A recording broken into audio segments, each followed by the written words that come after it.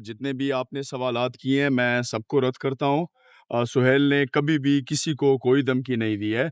अलबत्ता उन्होंने एक बड़ा वाज़ेह पैगाम दिया है और ये सबके लिए दिया है कि जितने भी एहलकार हैं और जितने भी इलेक्शन में मामूर एहलकार हैं, उन सबको कहा गया है कि आप लोगों ने किसी भी प्रेशर में नहीं आना, आप लोगों ने धांधली नहीं करनी, आप लोगों ने वो फ़ॉर्म 47, फ़ॉर्म 45 वाला काम नहीं करना। आप लोगों ने कानून के मुताबिक जिस का वोट पोल हुआ है, तो उस बक्से से वही वोट जो है वो निकलना चाहिए। तो ये तो बहुत आईन के मुताबिक ये बात की है।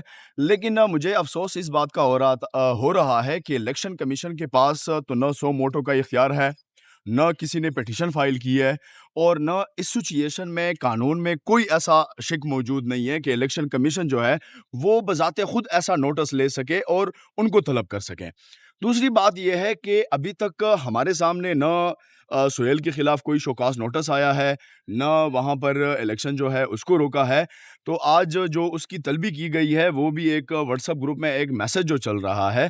तो मुझे समझ नहीं आ रही कि इलेक्शन कमीशन ये चीज़ों को किस तरफ लेके जा रहा है और स्पेशली जो उनके मुताबिक हम तो 27वीं आईनी तरमीम बिल्कुल भी नहीं मानते और आज बाकायदा नमाज़ जुम्मे के बाद 27वीं आईनी तरमीम नामंजूर के खिलाफ हमारा जो है बाकायदा एहतिजाज है और ऑल पाकिस्तान है में।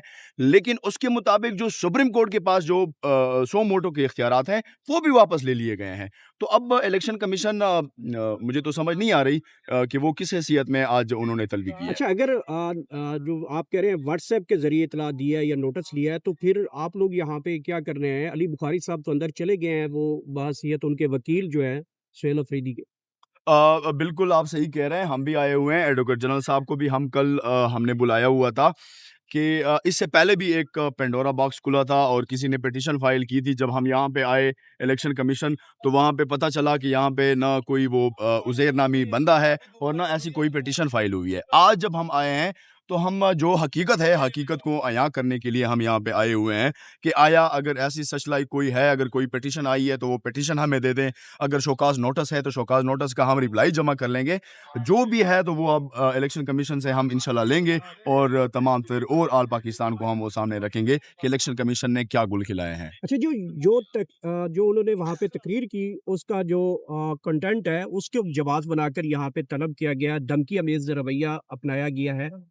तो क्या जो सीएम साहब है, वो तो अपने इदारों को कह रहे थे कि अगर यहाँ पे कोई धांधली हुई तो मैं सुबह नहीं होने दूँगा, जिसने सुबह की तो उसके लिए मैं शाम नहीं होने दूँगा। तो क्या वज़ीर आला का कंडक्ट है कि जो एक उनके सूबे में इलेक्शन हो रहा है और वहाँ पे वो कैंपेन के सिलसिले में वहाँ जलसे में पहुँच गए?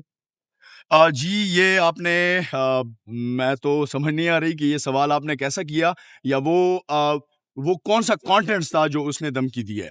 अलबत्ता, जो आप ये कह रहे हैं कि अगर कोई एहलकार वहाँ पे धांधली करेगा तो उसको सज़ा नहीं मिलेगी, ज़रूर उसको मिलेगी। अगर वहाँ पे कोई फ़ॉर्म 47 या फ़ॉर्म 47 या फ़ॉर्म 45 वाला काम करेगा, अगर वो कहेगा कि वो बरी-मुल ज़िम्मा है, तो वो बिल्कुल भी नहीं है। शाम तो नहीं, हम तो कहते हैं कि आधा घंटा टाइम भी उसको नहीं देंगे।